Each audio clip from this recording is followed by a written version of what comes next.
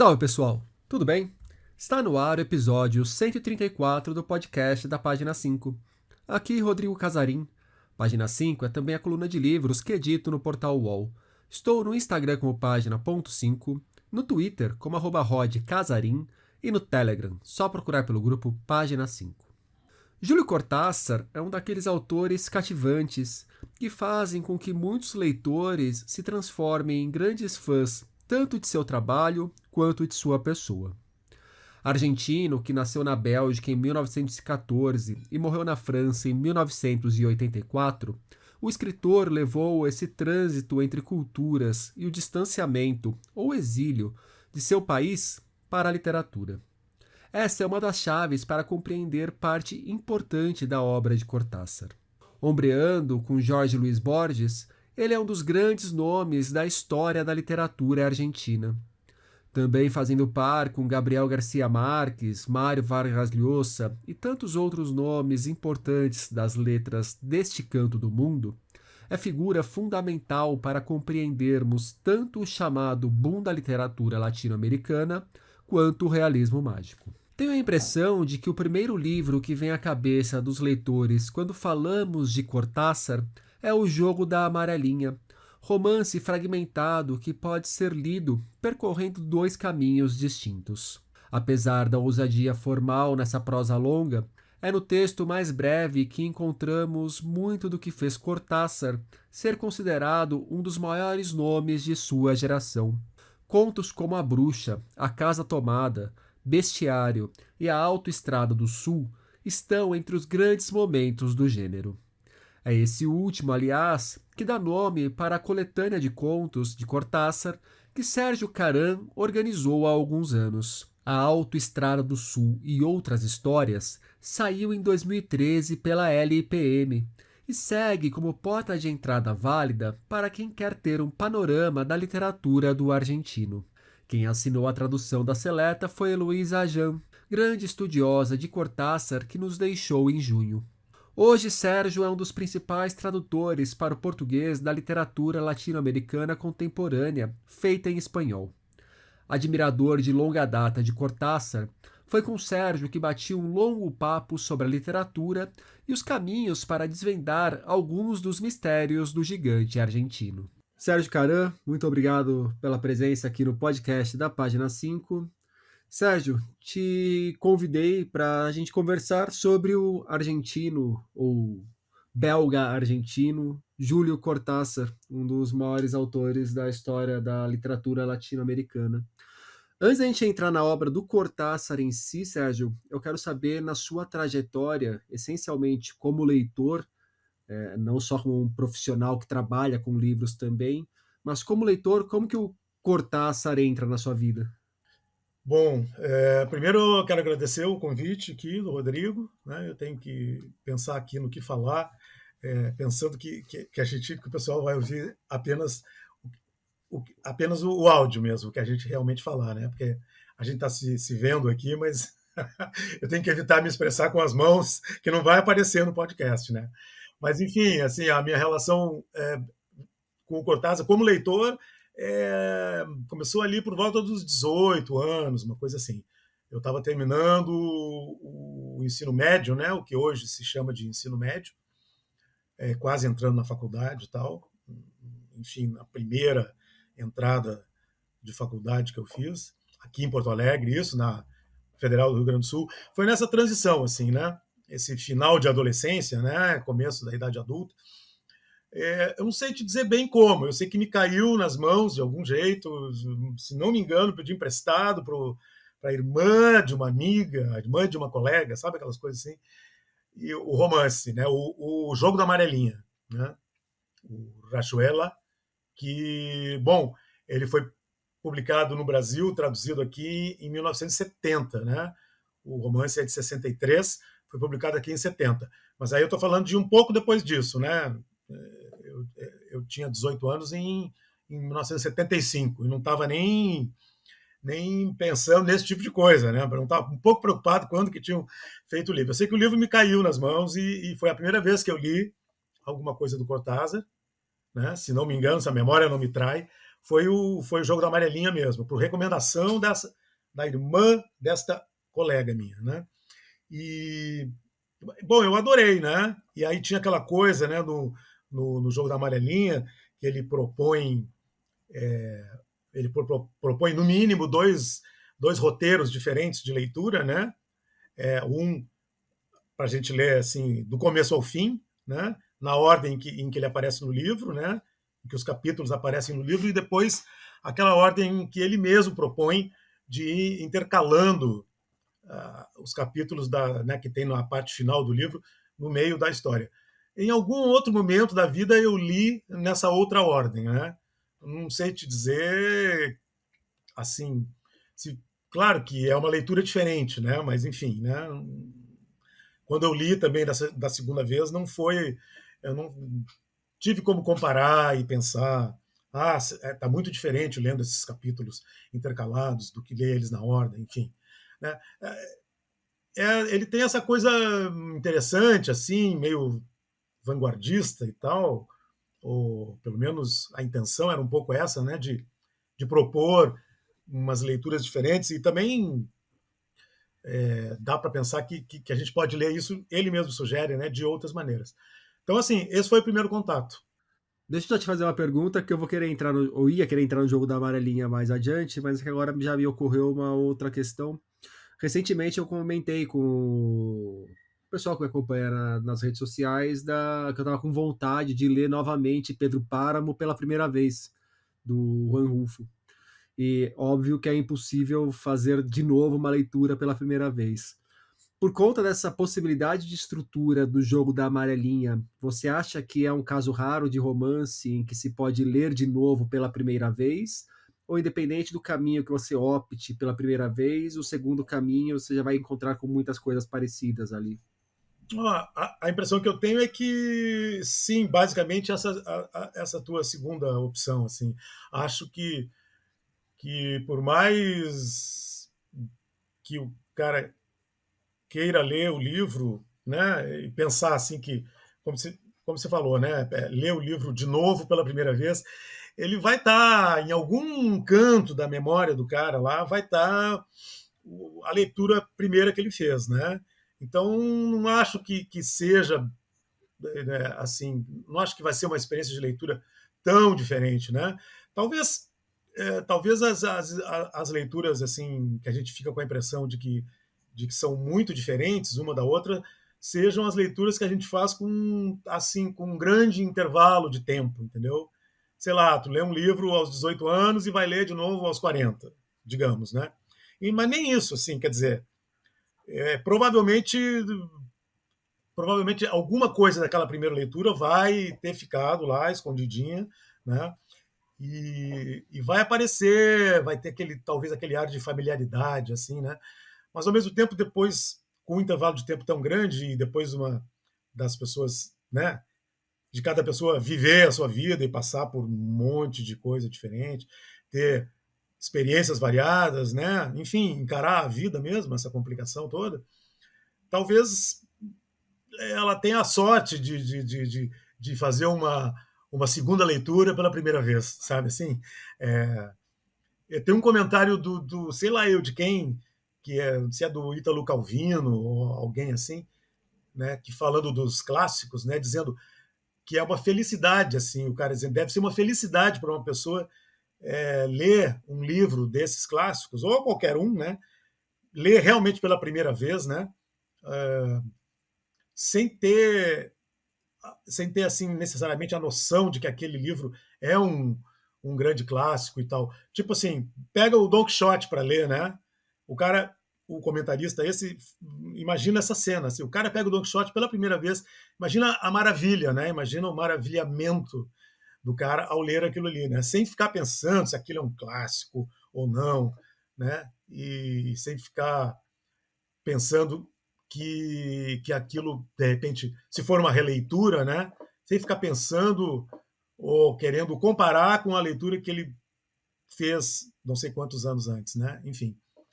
Então, assim, tentando responder mais objetivamente, eu não sei se é tão diferente, não, sabe? Assim, acrescenta algumas coisas e tal, talvez alguma daqueles no caso específico do jogo da amarelinha, talvez aqueles capítulos da parte final lá, intercalados com os outros, que é onde ele conta a história, digamos assim, talvez ilumine algumas coisas um pouco mais, né? Mas não sei se é uma leitura tão diferente assim, né? Não sei se o Cortázar também, né? Se a pretensão dele talvez não tenha sido um pouco grande demais, assim, de achar que ia ser uma leitura muito diferente. E, bom, eu te interrompi, estava começando a contar a sua história com o Cortázar. Eu parei logo no primeiro livro, que foi O Jogo da Amarelinha. E depois, como Ah, é que vem as leituras e depois até o entrelaçamento profissional. não, pois é, eu não, bom, enfim, não tenho isso assim anotado, né? Mas o fato é que, bom, como eu te disse, né? Eu li esse livro lá pelos 18 anos, por aí, e, e assim, aí passou um certo tempo, um pouco depois disso, já nos anos 80, assim, é, não, enfim, estou falando de uma coisa de, né, história antiga. História antiga e sem ter anotado fica melhor porque fica romanceada a história. Não, mas é claro, eu não estou dizendo nada muito aqui, assim, nem de longe científico, né? Nem era para ser. Mas eu digo assim, eu estou pensando na época que os livros foram publicados, porque teve uma época que foi essa, meados dos anos 70 até meados dos anos 80, digamos, tá? O Cortázar morreu em 84, né? Então, nesses 10 anos ali, entre meados dos anos 70 e meados dos anos 80, os livros dele saíam no Brasil regularmente, né? Eram traduzidos e publicados aqui, né? Alguns deles com atraso, né? Assim, por exemplo, a Civilização Brasileira, que publicou o Jogo da Amarelinha, depois publicou vários livros de contos do Cortázar, né? E todos assim já eram livros, né, mais antigos do Cortázar, né? E lá pelos anos 80, já no final dos anos 70, começo dos 80, eu me lembro que foi a editora Nova Fronteira. E isso realmente, assim, eu estou dizendo, não é nem uma coisa de quem estudou o assunto, mas eu me lembro muito de prestar atenção nisso na época, né? Talvez por isso eu acabei fazendo, né, me voltando para esse tipo de trabalho, né? Mas eu lembro muito claramente, a Nova Fronteira começou a publicar os livros do Cortázar assim, no mesmo ano ou no ano seguinte ao ano em que o livro saía publicado em espanhol, né? Então era assim, a maioria das traduções da civilização brasileira eram de livros que tinham saído vários anos antes, né? E a Nova Fronteira já pegou, era uma coisa mais profissional nesse sentido, né? Mais parecida com o que existe hoje, né? De estar ligada no mercado. E, então, assim, saiu o livro do Cortázar lá, os caras publicavam aqui no ano seguinte, né? Então, aqueles últimos livros de conto dele, o Queremos Tanto a Glenda, o Fora de Hora, que é o último, teve 3 ou 4 livros desses que aconteceu isso. A Nova Fronteira publicou aqui em seguida, né? Então era uma coisa boa, assim, né? Porque para quem estava lendo, para um leitor que se interessasse pela obra do Cortázar, era uma coisa assim, era um autor que estava vivo ainda nessa época e cujos livros estavam sendo publicados aqui quase na mesma hora, entendeu? Era uma coisa interessante. Então, assim, eu li todos esses livros de contos à medida que eles foram saindo, né? Principalmente esses últimos. E isso tudo em português, lendo as traduções, né? Aí o cara morreu, né? Me morre, como a gente diz aqui, né? O cara me morre em 84. Eu morava em São Paulo nessa época. Me lembro muito bem, assim, eu estava na minha casa lá e tinha uma assinatura acho que era da Folha de São Paulo mesmo, e lembro de tocarem o jornal por baixo da porta, e eu abri o jornal e abri lá na Ilustrada ou coisa parecida, e tinha lá uma manchete, eu nunca esqueci, era assim, o Cronópio deposita suas armas. Eu não me lembro de quem era a matéria, mas eu me lembro que eu fiquei assim chocado, porque naquela época a gente sabia das notícias pelo jornal, né? Com alguns dias de Como o atraso, não jornal me era? manda isso e não avisa nada. Pois os caras mandam e botam isso no jornal e nem me avisaram. Né? Hoje o cara morre e tu fica sabendo 5 minutos depois, né? Enfim. E aí, bom, enfim, aí a minha história como leitor é essa, né? Eu li os livros em português. E eu não sei te dizer quando, mas demorou um certo tempo até eu começar a pegar os livros dele e reler alguns deles, não reli tudo, em espanhol. Né? quando eu tive a oportunidade de comprar esses livros em espanhol. Eu me lembro quando saíram os contos completos dele, né, Cuentos completos, né, em espanhol, que é uma edição de 94 da Alfaguara, né? 2 volumes também, assim, onde saíram todos os contos, né, nesses 2 volumes, inclusive uns contos antigos dele, que ele não tinha publicado em livros separadamente. Eu lembro de ter comprado esse livro aí já aqui em Porto Alegre, né, numa livraria que nem existe mais. Eu acho que foi a minha primeira grande compra de livros do Cortázar em espanhol, né? E aí já estavam todos os contos ali. O que te encantou no Cortázar a ponto de você ler boa parte da obra dele em português, depois até ir atrás para ler na língua original? Porque muitas vezes a gente, como leitor, a gente vai gostando muito de diversos autores, mas são pouquíssimos que a gente faz um corte a esse ponto de ler na nossa língua, depois ir ler no original e se aprofundar de fato nesses autores, né? Não é só um, pô, gosto muito e acabou. Eu acho que o Cortázar, ele tem, nesse sentido, eu sou um leitor típico do Cortázar, né? Assim, no seguinte sentido, ele tem esse apelo, assim, é, ele tem um apelo assim à juventude, digamos, né? Claro que não é o caso mais agora, mas quando eu li pela primeira vez, eu era jovem. Então, assim, ele tem essa, é uma coisa, inclusive, que alguns críticos do Cortázar é, reclamam assim, quer dizer, eles apontam isso, né? Me lembro que tem uma observação do Alan Poe, se não me engano, em que ele diz assim, ele fez uma tentativa de reler alguns livros do Cortázar, já adulto, né? Para lá de adulto, e o comentário dele é mais ou menos assim, ele diz uma coisa assim, o Cortázar exige da gente uma disposição, um ânimo, uma atitude assim, que a gente não tem mais depois de uma certa idade, que é uma coisa de quem é jovem, de quem está descobrindo o mundo, descobrindo a vida. Ele tem esse apelo nesse sentido, né? Parece que tem mesmo, é uma coisa forte, assim. O Então, Cortázar é a legião urbana da literatura latino-americana. pode ser, pode até ser. Pode até. Deixa eu pegar. Bom, nós estamos. Depois a gente E fala falo isso. isso com a melhor das intenções, porque eu sou completamente apaixonado por Legião. Inclusive, ano É, passado teve até série especial sobre o Renato Russo por aqui. Então é um não, elogio da minha parte a ele. tá bom. Não, da minha parte não seria, mas a gente pode deixar isso de lado, né? Eu não Tá, sou melhor fã. assim, porque senão eu vou ser obrigado a interromper o programa e te Exatamente, desconvidar para o não vamos papo. brigar por isso, né? Claro.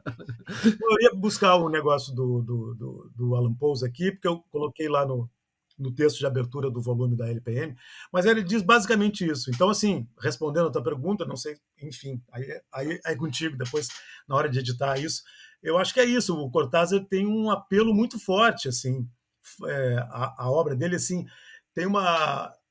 Eu acho que apela mesmo para esses instintos, os baixos instintos, não, os baixos e os altos instintos de quem é novo, de quem está descobrindo o mundo, de quem. Porque é aquela coisa de encantamento com o mundo, né, aquela coisa de adolescente, de não entender o que está acontecendo, de ele ter uma visão muito interessante sobre a vida, a, né, sobre o mistério que são as coisas e tal. Ele tem aquele pé no. Às vezes os dois pés, né, no fantástico e aqueles contos meio enigmáticos e tal. Eu acho que ele tem muito esse apelo, assim, essa coisa, por um lado, também bastante vitalista, né, como se diz, assim, de, de valorizar a experiência, a vida. Enfim, estou sendo aqui muito banal, mas eu acho que é um pouco isso, assim. Ele, e aí acontece, às vezes, isso que o Alan Poe comenta, assim. A partir de um determinado momento da vida, de repente, aquilo já não tem um apelo tão grande, né, para a pessoa. Eu não sei te dizer se isso aconteceu comigo, assim, porque, na verdade, eu passei muito tempo assim sem ler o Cortázar também, né? E fui descobrindo outros autores e tal, né? E tem aquela discussão também besta, né? Que é a questão do Borges ou do Cortázar, afinal, quem é o rei da cocada preta na Argentina, entendeu? Papo de boteco, né?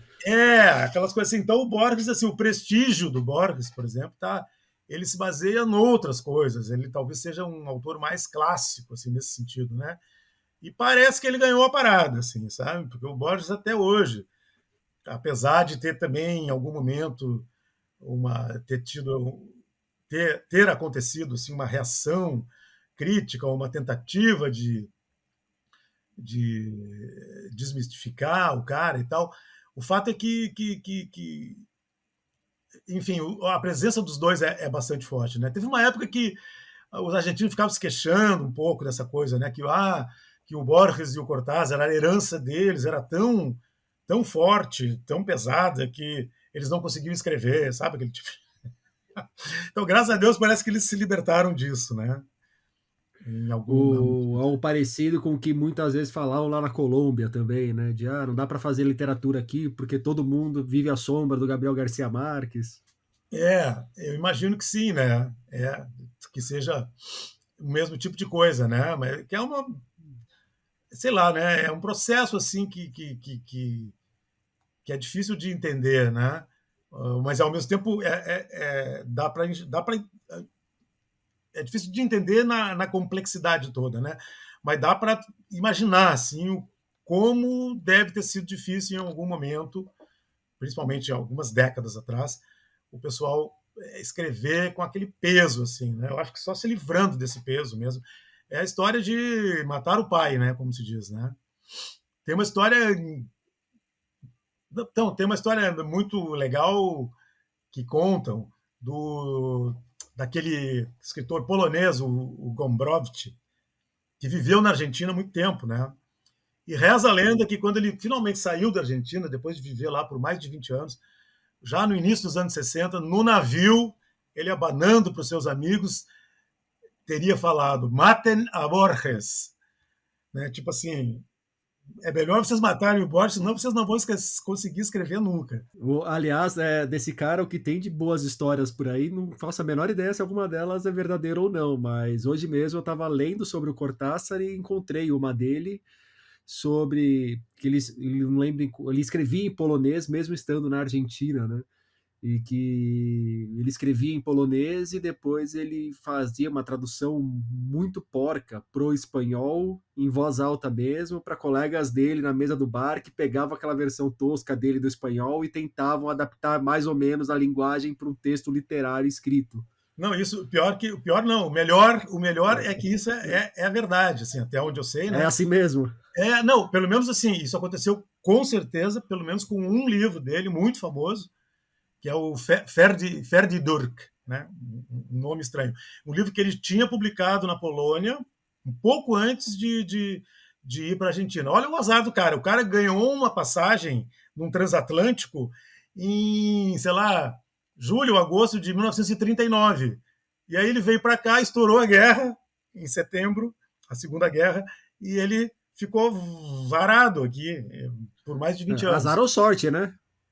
Mas ele era uma figura. Depende do momento ali, né?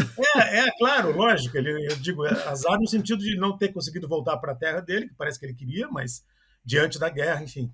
E ele teve uma vida muito conturbada na Argentina. Mas esse episódio aí parece que aconteceu desse jeito mesmo. Ele tinha um livro publicado, ele aprendeu o espanhol lá, mal e porcamente, e tinha uma espécie de comitê de tradução que era liderado pelo Virgilio Pinheira, que é um escritor cubano, que estava também vivendo em Buenos Aires, né? Ali nos anos 40, uma coisa assim, 40, 50. Então era isso mesmo, eles iam num café lá, cujo nome eu não lembro, e, e é isso, o Gombrowicz ficava ditando assim, o texto, quer dizer, traduzindo do polonês para um espanhol qualquer, e os caras tentando colocar aquilo num espanhol legível, né? Então tem uma. Isso aconteceu de fato. Agora, por exemplo, se tu pegar uma tradução direta do polonês para o espanhol, digamos, né, desse livro, ela vai ser super, mega diferente aqui do que aquilo que os caras acabaram produzindo lá, né? Só que a edição, com essa tradução feita desse jeito, ficou sendo a tradução clássica do livro para o espanhol, né? E azar, é isso mesmo. Aquelas coisas que o Criação Piglia, múltipla. aquelas coisas que o Piglia gosta de falar, né? De lembrar. É a tradução que tem, é que aquilo virou parte da literatura argentina. Sabe que os argentinos eles não pagam imposto para pegar coisas assim, né? Tudo que interessa, isso aqui não, isso aqui faz parte da literatura argentina. Azar, né? O... Ô, Sérgio, você mencionou aí, na hora que você estava lembrando do texto do Alan Pous, da organização que você fez para a LPM, do Autoestrada do Sul e outras histórias. E como foi ali naquele momento, então, mexer nos textos do Cortázar para reunir num volume para uma editora aqui do Brasil? Que aí entra de fato num trabalho profissional seu. Sim, pois é, aquilo foi muito, muito legal. Teve uma série de. Bom, primeiro, assim, isso foi em 2013, né? De 2012 para 2013. E, assim, eu já tinha. Aí foi. Eu tinha passado algum tempo, bastante tempo, até sem ler muita coisa do Cortázar, né? Apareciam começaram a aparecer alguns livros que eram inéditos, né? Foram recolhendo coisas, tal. Isso tudo foi publicado aqui. Eu continuei acompanhando, né? E aí veio esse convite de fazer essa seleção. Aí, bom, eu tive que voltar a entrar em contato com os contos dele, né? Mas eu fui muito também na base da memória do que eu e assim o meu critério foi bastante subjetivo, assim, não teve nenhum empecilho quanto a isso, né? O que aconteceu? Eu acabei escolhendo um conto de cada livro, né? Não foi muito difícil nesse sentido, né? Um ou outro foi difícil escolher qual conto, né? Mas, por exemplo, teve num aquele livro As Armas Secretas, né? Ali não tive nenhuma dúvida, porque o que tinha que destacar ali era aquele conto grande, né? Que é uma novela quase, que é O Perseguidor, né? Que tem uma história muito, que é a história de um saxofonista, né? Do Charlie Parker. Então tem isso também, né? Eu esqueci de mencionar isso no início, assim, porque para mim o apelo do Cortázar, além de tudo, tinha a ver com o fato dele ser um grande fã e conhecedor de jazz, né? E eu fui músico durante muito tempo, eu tocava saxofone. Então, quando teve uma época que saiu uma tradução desse conto, dessa novela, O Perseguidor, né? Saiu numa É, o revista. que, aliás, o que, aliás, já explica muito do seu ranço com a Legião. Pode ser, pode ser, pode ser, pode ser. Enfim. Eu lembro assim que, O por exemplo, conto saiu na revista. hã? Não, pois é, O conto saiu na revista. não, foi um negócio muito impressionante aquilo, assim, porque foi numa época bem, eu posso te dizer exatamente o ano, porque foi em 1979, quer dizer que foi um pouco depois, alguns anos depois dessa leitura do Jogo da Amarelinha, né? Ali, assim, eu já estava começando a tocar o saxofone, muito embrenhado no negócio do jazz, e aí apareceu uma revista que tem um número só, que ela durou um número, uma revista chamada Abre Alas. E nessa revista tinha uma tradução pelo Sebastião Uchoa Leite desse conto, O Perseguidor, que até aquele momento era inédito no Brasil. Aí eu li aquele conto e pirei na batatinha, né? Então, assim, na hora de fazer, muitos anos depois, fazer antologia para a LPM lá, eu não tive nenhuma dúvida. Eu disse, bom, esse conto tem que entrar e azar, e é isso, né? Então, esse foi muito fácil de escolher. E aí eu também, né, uma antologia a gente pode armar com vários critérios, né? Eu fui nesse, assim, eu preferi escolher um conto de cada livro de contos dele, né?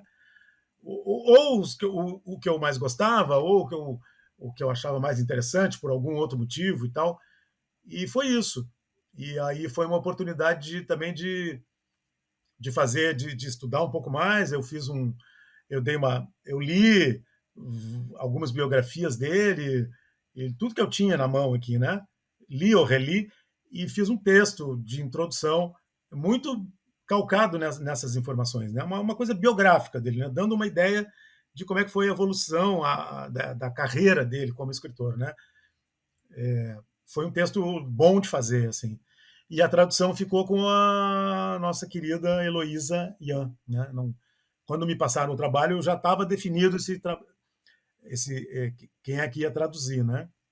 Então eu não tive nem tempo de sonhar que eu podia traduzir aqueles contos, entendeu? Já estava aí, eu falei, bom, é a Heloísa, então tá em ótimas mãos, melhor do que isso, né? Impossível. A Heloísa, que é uma das maiores especialistas que a gente tinha em Cortázar e que nos deixou, o quê? 2 semanas? Ou a gente está É, gravando no começo de agosto, alguma coisa assim, do algo nada, um pouco assim, mais de duas um ou mês, três semanas. talvez. É, pois é.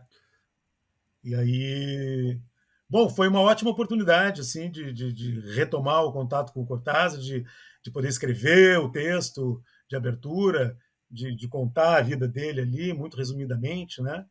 E aí, sim, falando das coisas todas, né? Da carreira dele, dos livros, da questão do envolvimento dele com a política, do envolvimento dele com, do gosto dele por arte em geral, pela música especificamente, né? E também um pouquinho uma tentativa de avaliar como é que estava né, como é que tem alguns depoimentos ali que eu catei também de gente como esse do Alan Poe, né? Opiniões assim contemporâneas, né, sobre a obra dele, ou sobre o valor da obra dele e tal, né? Então aquilo foi muito bom, muito interessante para mim, assim. Para um ouvinte e leitor que não esteja muito familiarizado com a obra do Cortázar, que queira conhecer um pouco melhor, Sérgio, quais são as dicas que você dá para quem for ler Cortázar? O que vale a pena prestar mais atenção no texto dele? No texto dele, eu acho que tem que vir antes de mais nada a questão assim do prazer de ler, né? Do prazer do texto lá, o papo do Roland Barthes, que não é necessariamente isso aqui que eu estou falando, né? Mas é assim, eu acho que. Como é que eu posso dizer isso? Eu não sei se as pessoas vão atrás de algum livro ou de algum autor em busca de uma coisa muito definida, assim, né? Eu, como leitor, assim, o que eu quero é gostar do que eu estou lendo, né?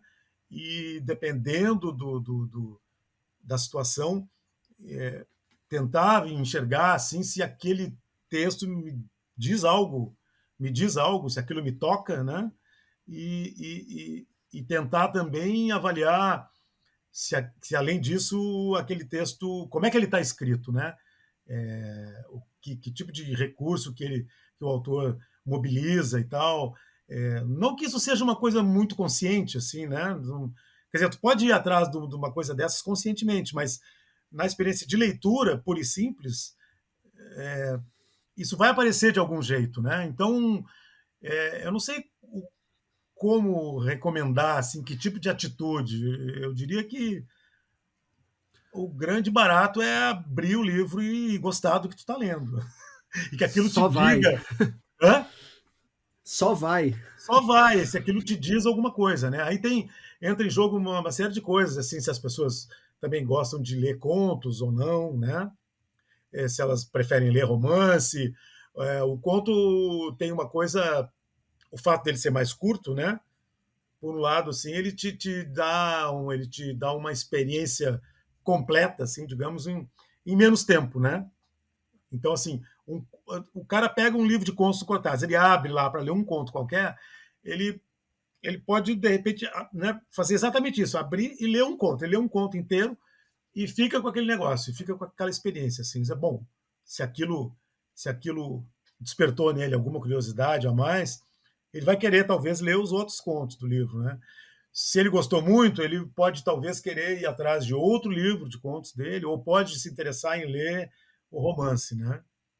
E, bom, o Cortázar era muito também em relação a isso mesmo, ele como ele escreveu as duas coisas, né? Escreveu poemas também e uns textos meio inclassificáveis.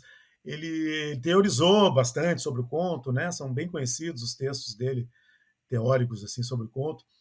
E ele tinha aquela conversa, né, de que o conto tem que derrubar o cara. Ele gostava muito de boxe, né? É uma coisa que todo mundo sabe sobre o Cortázar. Então, o negócio do conto te derruba por nocaute, né? E o romance tem que te vencer por pontos, né? Porque é um negócio mais longo, é um processo mais demorado. Então aí depende do gosto freguês, mas eu não sei. Eu acho que antes de tudo é isso. A questão se não é uma leitura funcional, digamos, né? O cara está lendo pelo prazer de ler, ele tem que encontrar prazer em ler, né? E tá cheio de coisa boa no Cortázar para isso, né? Acho que ele tem uma coisa de humor também que é muito interessante. Ele tem coisas muito engraçadas, né? E, e pode ser uma via de acesso também, né? Essa coisa do humor dele. Eu estava pensando um pouco na minha relação com o Cortázar e não sei se eu posso falar por toda a minha geração, mas eu tenho a impressão que isso aconteceu. Eu tenho 34 anos, vou fazer 35, e sempre que eu ouvi falar do Cortázar durante muito tempo foi muito atrelado ao jogo da amarelinha, a questão da estrutura do jogo da amarelinha. Bom, não é por acaso que o Juan Carlos Onetti comentou que quando saiu o livro foi visto como algo escandaloso pelas múmias infinitas, né, da crítica literária, mas eu passei anos com a impressão de que o jogo da amarelinha meio que ofuscava o resto da obra do Cortázar. Eu ouvia falar muito pouco sobre os contos do Cortázar, apesar de ouvir muitas referências sobre essa definição do box vinda do Cortázar, a ele atribuída, né? Você tem essa impressão de que, de repente, durante muito tempo foi dada uma atenção demasiada para o jogo da amarelinha e uma outra parte do Cortázar que muitos críticos apontam até como sendo o grande momento da obra dele, que seriam os contos, ficou meio que no segundo plano? Bom, eu não sei, eu acho, bom, como eu já te disse, né, eu não foi por acaso, assim, eu acho que eu comecei a ler o Cortázar pelo Jogo da Amarelinha, talvez um pouco como reflexo disso, né? Mas em seguida eu me liguei nos contos, né? Eu acho que tem uma razão muito forte para isso, que é o seguinte: às vezes a gente não se dá conta disso também. Eu tento falar um pouquinho disso lá no, no livro da LPM, na antologia, contar um pouco essa história também. O que acontece? O Cortázar, na verdade, não é que ele fosse um ilustre desconhecido, mas ele estourou mesmo, né? Também em termos comerciais, com exatamente com o jogo da amarelinha. Um negócio altamente improvável, assim, do cara que já tinha quase 50 anos, né? Ele tinha aquela cara de bebê, né? Porque ele era um gigante, tinha uma doença, um negócio chamado acromegalia, uma coisa, ele tinha aquela cara de, aos 50 anos parecia que tinha 30, é incrível. Mas enfim, cronologicamente era a idade dele, quando ele publicou o Jogo da Amarelinha, tinha quase 50 anos. E foi o livro que vendeu, que começou a que vendeu muito, né? Um livro de mais de 500 páginas, e que foi o livro que só que teve aquele momento tal do boom, né? O famoso boom da literatura latino-americana. Então foi uma conjunção de fatores assim, que pegou o Cortázar né, ele pegou essa onda, né? Ali de meados dos anos 60 e tal, que em seguida veio um pouco mais tarde, né, o 100 anos de solidão do Garcia Marques, que é de 67, que foi publicado pela mesma editora que publicou o Rayuela, né? A editora sul-americana de Buenos Aires. Então, assim, o que aconteceu? Eu acho que isso explica um pouco essa coisa, né? Eu acho que eu posso concordar contigo, assim. O livro foi causou tanto impacto, assim, tanto em termos comerciais quanto de repercussão, crítica e tal. O que aconteceu com a obra dele também? Até aquele momento, os livros de conto dele dos anos 50 estavam lá pegando mofo nas estantes, assim. O Bestiário, que é o primeiro livro dele, tinha vendido, eu acho que nem 100 exemplares, assim.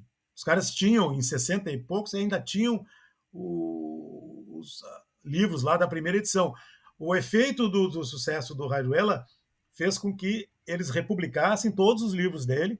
E isso aconteceu com todos os outros caras, né? Com o Garcia Marques também, né? Depois do estrondo, que foi o 100 Anos de Solidão, toda a obra anterior dele foi reeditada e vendida, né? Vendeu muito, né?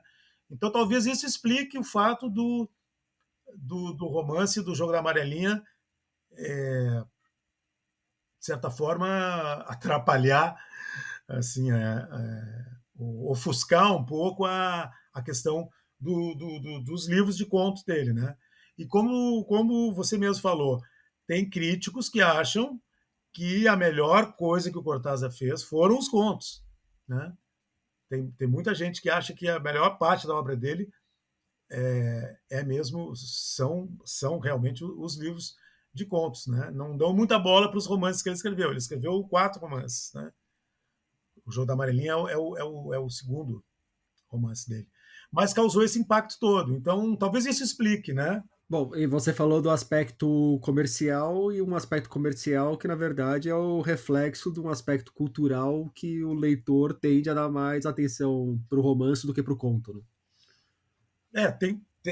Tem uma coisa do. Eu não sei se o leitor, mas, mas é certo que as editoras mesmo, né? Isso é uma coisa que acontece até hoje, assim, eu posso te garantir que acontece até hoje, você sabe disso também. Tem muita resistência a publicar livros de conto, assim, né? A preferência é dada para romance. E para quem é escritor, né? É, enfim, quem é ficcionista, digamos, né? Tem essa coisa também. Isso se coloca num determinado momento, né? O cara, digamos, o cara publicou, sei lá, 2 livros de contos, e aí, se ele pretende seguir nessa carreira, tem uma pressão, assim, né? Ah, e aí, quando é que vai ter o romance? Quando é que vai sair o romance? Isso é uma história que a gente ouve há muito tempo e que continua acontecendo, né?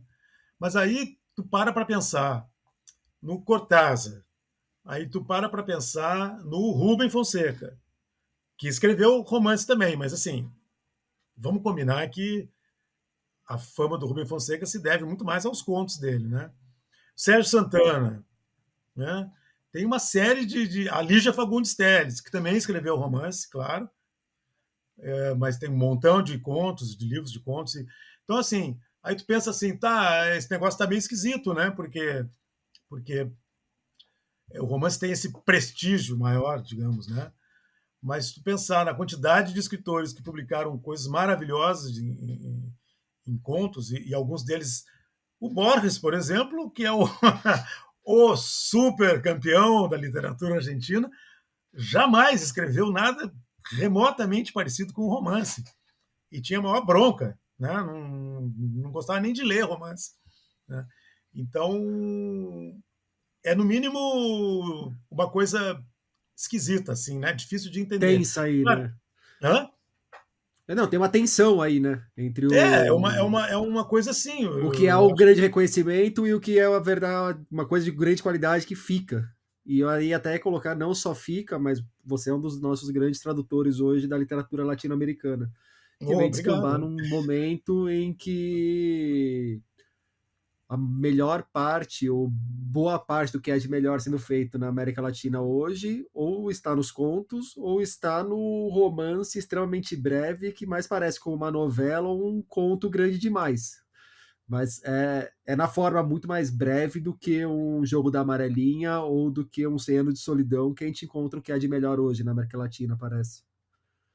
E até te perguntar como você vê, então, aproveitando a influência do Cortázar nessa geração atual. Eu tenho a impressão que assim, isso não é nada, de novo, né? Obviamente não é nada científico, mas eu tenho a impressão que hoje, quem está escrevendo hoje, né? O pessoal de uma geração, bom, enfim, gente de todas as idades, né? Mesmo com 20 e poucos anos, com 30, com 40, acho que o pessoal que está na faixa dos 40 e poucos é que está aparecendo mais, né? Que já tem um trabalho anterior, né? Já tem algum caminho percorrido e está hoje aparecendo mais. E eu acho que essa geração está. Imagino que eles têm uma relação saudável, digamos, né, com o Cortázar, digamos, ou com a herança do Cortázar e do Borges, né? E eu não estou falando só dos argentinos, né? Talvez de todos os latino-americanos. Aí cada escritor, dependendo do país, também vai ter que lidar com a tradição do seu próprio país, né? Mas se a gente pensar na América Latina como um todo, na América Hispânica, digamos, é, eu acho que é isso, que o Cortázar basicamente é reconhecido como um grande escritor, mas de um outro momento, e imagino que não tenha ninguém hoje disposto a imitar o Cortázar, né? Não é mais um modelo nesse sentido, né? Porque isso aconteceu um pouco, né? Teve uma época que era uma coisa assim, de uma influência, digamos, não é uma palavra esquisita, mas uma maneira de ter. Tem um autor brasileiro, que é maravilhoso, que é gaúcho, que é o Caio Fernando Abreu, né? O Caio tem horas que assim, é muito Cortázar, entendeu? Mas ele soube, eu acho, assimilar aquela influência, sabe? Assim, o Caio tem contos maravilhosos, e era todo um esquema também bem diferente, né? E não foi só o Caio, mas um monte de gente que publicou naquela época, nos anos 70, 80, 60, 70, 80, que lia o Cortázar, acho que se deixou influenciar, assim, né? Inclusive na maneira de escrever, né? Ou na pretensão, assim, né? De querer escrever de um jeito parecido, talvez, né? E aí com resultados variados, assim, né? Mas eu acho que hoje não tem isso mais, né? Basicamente, o pessoal leu o Cortázar lá, deglutiu e tal, e é isso, vamos fazer outra coisa. O Leo Cortázar deglutiu, e um traço que hoje a gente tem na nossa literatura latino-americana uma quantidade considerável de autores, e tem muito a ver não só com Cortázar, mas também com Cortázar, é a presença do fantástico no texto, e um fantástico que vai se intrometendo fortemente no real. Eu acho que é uma utilização do fantástico de uma forma diferente do que é o que o Gabo faz, por exemplo. Não sei, o Cortázar ele me lembra um tanto o fantástico que eu encontro no Murilo Rubião. Mas eu gostaria de ouvir de você. Como que você vê essa presença da fantasia dentro da obra do Cortázar? Bom, ele é normalmente considerado, né, que tem essa categoria toda de literatura fantástica, né? Então, tem uma tradição aqui no Rio da Prata, né, de escritores tanto argentinos quanto uruguaios, né? E aquilo que eu estava falando antes ali, que os argentinos pegam para eles, assim, o negócio. Então, tem um escritor É, uruguaio. ainda mais quando é do Uruguai, né? Que já está Ah, ali não, aí perto, o país sim. é pequeno. É, Aí ferrou de vez.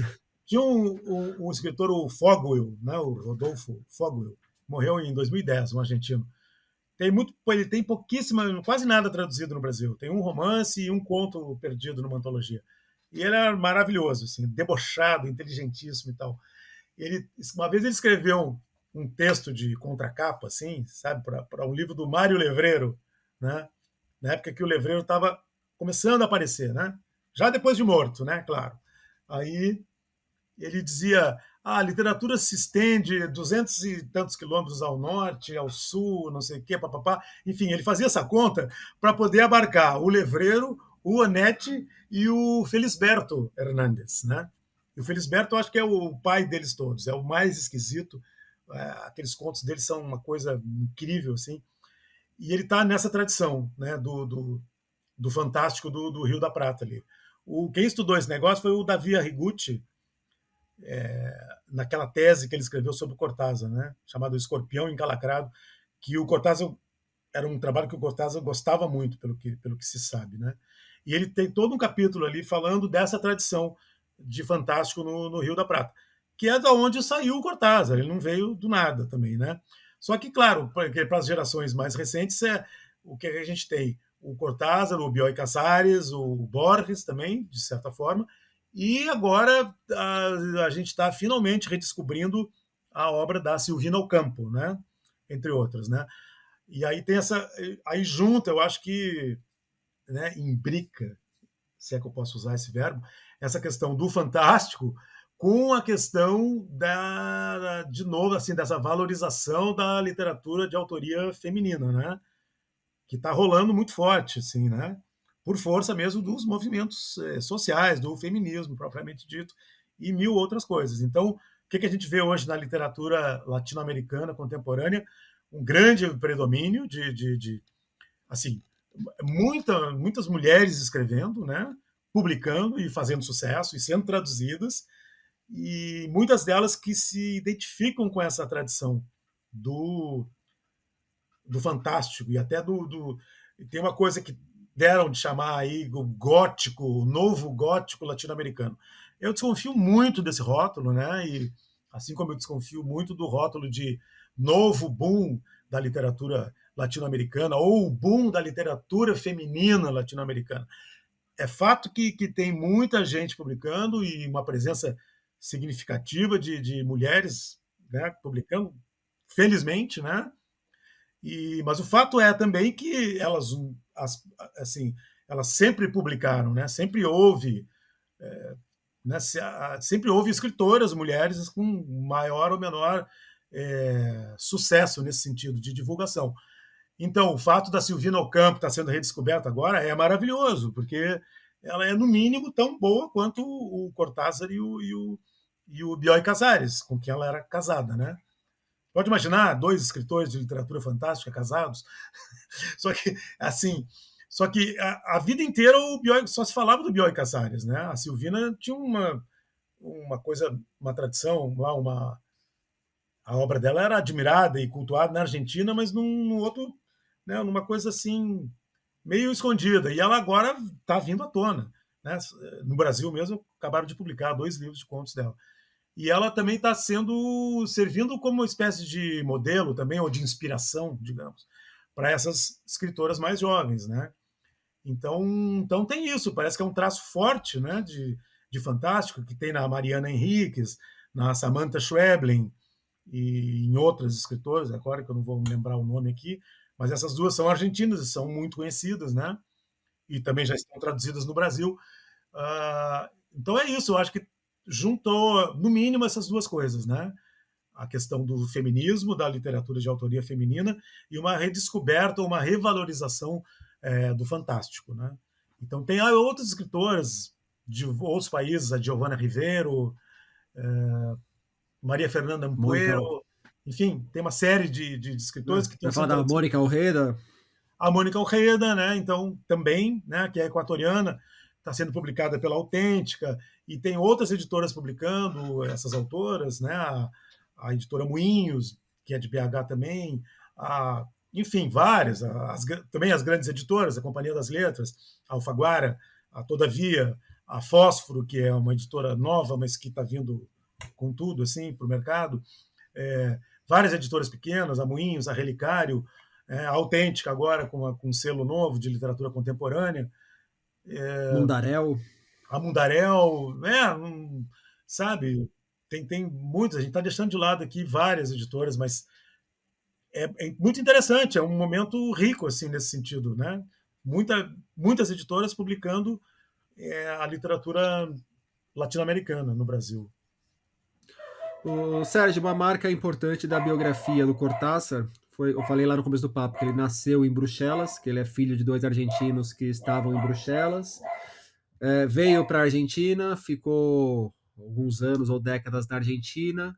Na década de 50 sai da Argentina para ir para a França para se exilar por lá por conta da ditadura na Argentina. Como que esse trânsito entre Argentina e Europa vai aparecer na obra dele? É um elemento muito forte também da literatura dele, né? Pois isso é bem marcante na biografia dele, né? Ele sempre foi um cara, sempre foi assim, como toda a cultura latino-americana, especialmente na Argentina e durante muito tempo no Brasil, marcado pela cultura francesa, né? Que era predominante até a época da Segunda Guerra, quando os Estados Unidos passou a ser a principal influência nesse sentido, né? Mas o Cortázar, a primeira, só uma coisa que eu queria dizer, na verdade, esse exílio dele, assim, é uma coisa bastante dúbia, assim, né? Ele quis ir, há muito tempo que ele queria ir para a França, né? Naquele momento, e acabou indo, ganhou uma bolsa de estudos lá em 51. Então não é que ele fosse exatamente um perseguido político, ele nunca contou essa história também, né?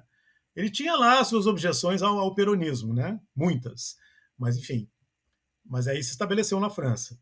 Quando ele foi para lá, ele era um escritor muito. Ele tinha acabado de publicar o Bestiário, né? E ele tinha um livro que era uma peça de teatro, um livro de poemas e o Bestiário. Não tinha mais nada publicado, né? E ele viveu durante muito tempo lá como tradutor, né? Bom, aí eu acho que essa questão do exílio, digamos, mesmo que não tenha sido exílio nos termos que a gente conhece, do exílio, né, das ditaduras. O, eu acho que a gente pode pensar menos o exílio, a palavra exílio, e mais nessa confluência de duas culturas distintas em alguns pontos, que se Uhum. aproximam em outros, mas que ele vai levar para a literatura. É, não, pois Os tá dois lados certo. do Atlântico. Isso aparece muito claramente e muito assim, eu diria até muito. muito obviamente na própria estrutura do livro, né, voltando ao Jogo da Amarelinha, que tem 3 partes, né, que é do lado de cá, do lado de lá e de outros lados, né. Aí o lado de cá, agora eu não lembro da ordem, porque também a partir de onde ele escreve, né? Mas enfim, do lado de cá eu acho que já era Paris, né? O personagem ali, o Oliveira, morando em Paris como exilado, seja por que motivo, né? E do lado de lá era o lado que ele deixou para trás, né? Eu posso estar invertendo os termos, mas de qualquer maneira tem um lado de cá e um lado de lá. Um deles é a Europa, é Paris, e o outro é Argentina, Buenos Aires, né? E de outros lados são aqueles capítulos que ele pede para a gente enfiar no meio dos outros para fazer uma leitura diferente. Então isso está muito marcado ali, né? Essa questão está muito marcada, né? Eu acho que isso de cara sei lá, acho que isso já responde à tua pergunta e assim, e isso aparece também em alguns outros contos dele, em algumas outras obras e tal. Uh, Porque isso marcou muito o Cortázar, embora ele nunca tenha deixado de escrever em espanhol, né? Ele fez questão de continuar escrevendo em espanhol a vida inteira, né? A gente sabe de escritores argentinos que passaram a escrever em francês ou em italiano, né? Também tendo ido morar ou na França ou na Itália, enfim, tem alguns exemplos, né? Ele fez questão sempre de manter esse espanhol e o castelhano, né? E esse contato com a Argentina sempre foi uma coisa, eu acho que apesar dele ter ido para lá voluntariamente, afinal de contas, isso sempre marcou muito a vida dele, assim, né? Ele tinha uma relação de constante preocupação com a Argentina, com o futuro do país e mesmo com a família dele, né? Isso começava com a preocupação dele com a família, com a mãe e com a irmã, né? Vai ler as biografias do Cortázar, assim, era uma complicação, aquela relação dele com a mãe, com a irmã, era uma coisa complicadíssima. E ele, e ele fazia viagens, assim, regularmente à Argentina, né? Ele nunca deixou de vir para a Argentina, né? Morando na França. Mas o fato é que ele morou lá mais de 30 anos, né? Os últimos 33 anos de vida dele. E ele, inclusive, ganhou a cidadania francesa, já perto de pouco antes de morrer, né? Então, eu acho que sim, isso aparece como tema, meio disfarçado, assim, em vários momentos da obra dele, assim. Eu estou me lembrando dessa presença muito óbvia disso na própria estrutura do livro, né, do Jogo da Amarelinha. E aí a pessoa está nos ouvindo e falou: pô, legal, gostei do Cortázar, vou ler o Cortázar. Por onde começar a ler o Cortázar? Eu vou ser meio cabotino e vou dizer para começar a ler pela antologia.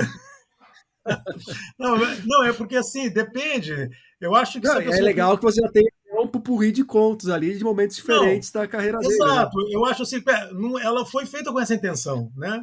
Eu não sei nem se era exatamente a edição a intenção do editor, né? Do Ivan, da LPM, mas enfim, acabou sendo isso e foi aceita e não teve problema nenhum. A minha ideia ao fazer a antologia foi essa, de apresentar assim, bom, eu peguei um conto de cada livro de contos dele, né? Então, assim, eu acho que isso dá uma ideia panorâmica, interessante, né?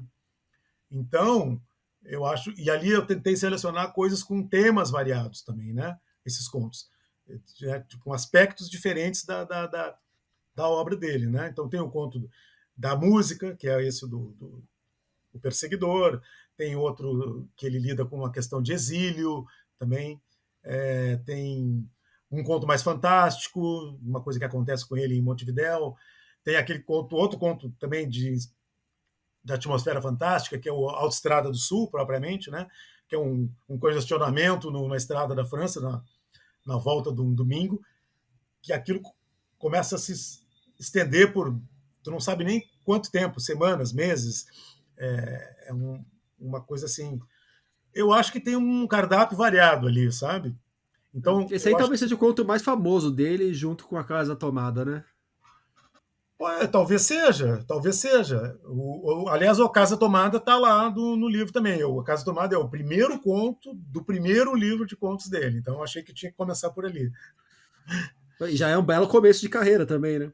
É maravilhoso, né? O Cortázar tem isso, né? Ele mesmo, muito modestamente, ele dizia: ele demorou para publicar, né? Quando saiu o Bestiário, ele tinha 37 anos de idade, né? E ele escrevia desde sempre, tá? Desde muito, muito cedo, né? E ele tem coisas anteriores publicadas em revistas e tal, que, como eu disse, saíram depois que ele morreu, foram publicados, né? Tem um livro de contos inteiro que ele não publicou em vida porque ele achou que o que eu ia falar aqui, assim, muito modestamente, da parte dele, era que ele achava que ele só quis publicar, realmente, quando ele achou que os contos dele estavam num ponto assim que não. Tipo assim, agora sim, agora eu sei o que eu quero fazer, e eu acho que não tem. Acho que isso aqui é uma coisa nova, diferente, né, que ninguém fez, sei lá. Eu acho que ele, nesse sentido, muito pretencioso, né? E nesse sentido, muito parecido com o Ricardo Piglia também, né? O Piglia é muito consciente, assim, muito autoconsciente assim, sobre a importância da sua própria obra, né? E, então o Cortado teve isso, assim, lançou esse livro lá já com quase 40 anos de idade. Mas bem, eu acho que pode ser uma boa começar com. Eu não vou sugerir que as pessoas comecem comprando os contos completos que saíram pela Companhia das Letras, que é uma edição maravilhosa. Inclusive, se você fosse sugerir isso, eu ia falar, não, pode parar, porque aí você tá falando pra gente ler logo toda a obra do cara, quase, pô. Claro, aquilo ali é uma coisa. Começa por onde? Obras completas. Pega os 3 volumes do Machado de Assis e vai lá ler as 5 exato. mil páginas. Pô, aí fica fácil, Não, aí você né? fugiu. Então eu acho que, bom, ok, vou ficar, desculpa aí, mas eu acho que a antologia serve bem para isso, né? A pessoa pode tomar contato. E aí, quem sabe, de repente, ela lê os livros lá, aí ela lê gosta especificamente de um conto, e de repente pensa assim, eu vou ler, então eu vou buscar o livro onde estava esse conto, né? Tipo, pega a Austrália do Sul, né? Está no livro Todos os Fogos, o Fogo. Então, vou atrás desse livro, né? Isto, né? A outra sugestão seria o próprio Jogo da Amarelinha, que ganhou uma nova tradução recentemente, né? Pelo Eric Nepomuceno, né? Eu acho que é isso. Agora, assim, se for para recomendar um livro de contos específico, se fosse para recomendar um livro de contos específico, eu recomendaria 3. Que são, Que são o mas na ordem de Bestiário. preferência dos 3. Não sei se é preferência, vou botar na ordem cronológica, tá? Aí eu não me obrigo a pensar no que eu prefiro mais.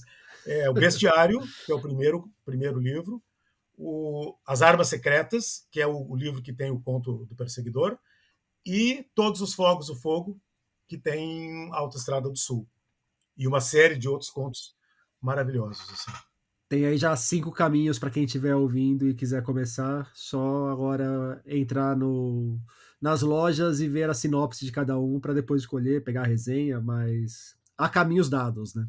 Eu não sei nessas alturas, eu não sei o que. Eu sei que, obviamente, o Jogo da Amarelinha está disponível, tem uma edição nova, tem essa edição dos contos completos, mas os volumes individuais, assim, como essa edição da companhia é nova, né, e as traduções são novas também, tinha vários livros dele ainda republicados pela civilização brasileira, né, que Bom, até de e edição mais ou menos eu quero falar recente. que Assim. os sebos estão aí para nos ajudar também, se for o caso, né? Também, claro, pode ir atrás, tem muita coisa dele em sebo Não é só de livro novo que a gente faz a leitura, faz os Exato, leitores. exato. Então, eu acho que poderiam ser as dicas essas aí. Legal. Sérgio, para a gente fechar o nosso papo, eu gostaria agora que você me indicasse um livro. E aí pode ser um livro do Cortázar, um livro que você acabou de ler, algum outro livro que você traduziu ou organizou, qualquer livro.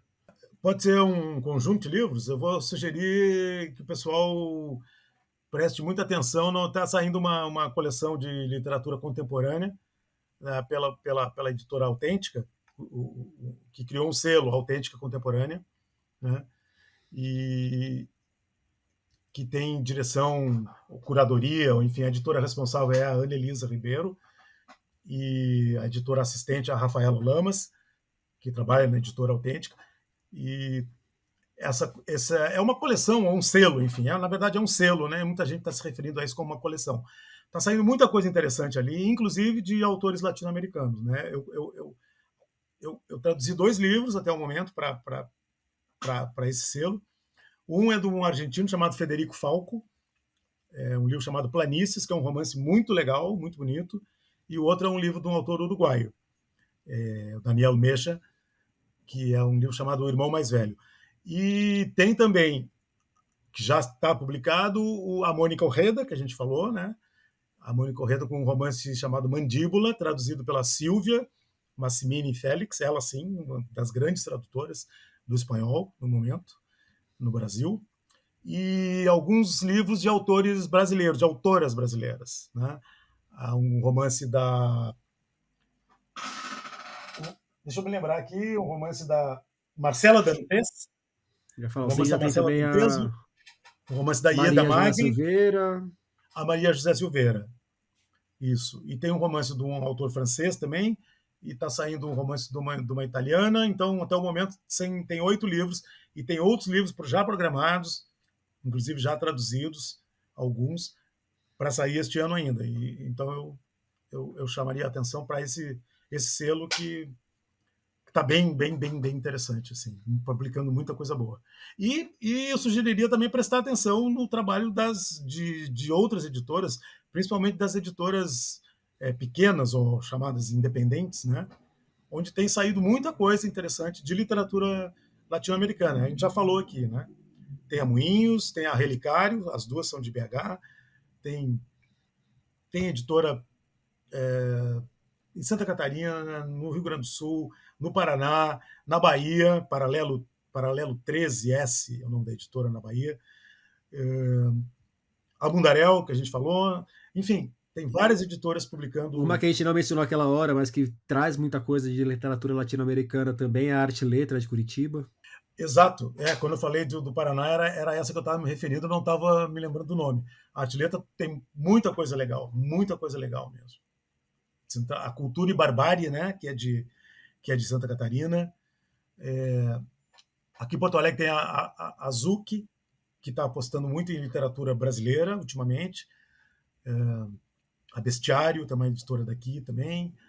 Enfim, tem muita coisa, muita gente publicando coisas muito interessantes por aí. A editora Instante também, Instante está publicando muita coisa de literatura latino-americana e de literatura brasileira também, recuperando os autores do passado, assim. E eu estou querendo me lembrar de uma editora de São Paulo aqui, agora não tô, não veio o nome, mas enfim, tem muita coisa acontecendo, muita gente publicando, muita coisa legal. Você está tentando se lembrar da Incompleta? A Incompleta, sim, não era essa, mas a Incompleta também vale muito. A Incompleta tem uma coisa, eu sou apaixonado pela revista Punhado. Eu sou apaixonado pela revista Punhado e estou atrás da primeira e da segunda edição porque eu não tenho. Então, se alguém tiver e quiser se desfazer, entre em contato, por favor. Eu tenho todas, mas não vou me desfazer. A Incompleta é uma revista, aliás, a Punhado é uma revista sensacional, acho das melhores coisas que se publicaram no Brasil, né? Que tem um negócio muito definido, né, de literatura, de autoras, né, de mulheres, né, latino-americanas, né, de vários países, dos países mais assim, não é só Argentina, Uruguai e Colômbia, né? Elas publicaram praticamente da América Latina inteira. E um detalhe, é tudo absolutamente feito por mulheres, as traduções, as autoras, tudo. Eu até já me ofereci para traduzir e não fui aceito. Não aceitaram o seu pseudônimo? Eu digo, não, eu digo, pô, deixa eu traduzir um negócio. Eu digo, não, é só mulher. Não foi desse jeito a conversa, claro, né? Mas enfim. Mas sim. Eu estava me lembrando da editora do Marcelo Lotufo. Eu não me lembro do nome da editora. Jabuticaba. Jabuticaba. Edições de Jabuticaba, publicando muita coisa legal também, de poesia também. Eu ia apostar eu ia chutar depois a Lote 42. Também, a Lote 42 tem um monte de coisa legal, inclusive em termos gráficos, assim, né? Que é o barato deles, né? Umas coisas muito lindas, né? É isso, tá cheio de coisa interessante aí. Maravilha. Sérgio Caram, muito obrigado pelo papo. Eu que te agradeço, Rodrigo. Je člověk jako chlapče je takovej normální, slušný a takový slušný, jo. Por hoje é isso aí, pessoal. Indique o podcast para os amigos e inimigos. Um abraço, um beijo, um aperto de mão e até semana que vem.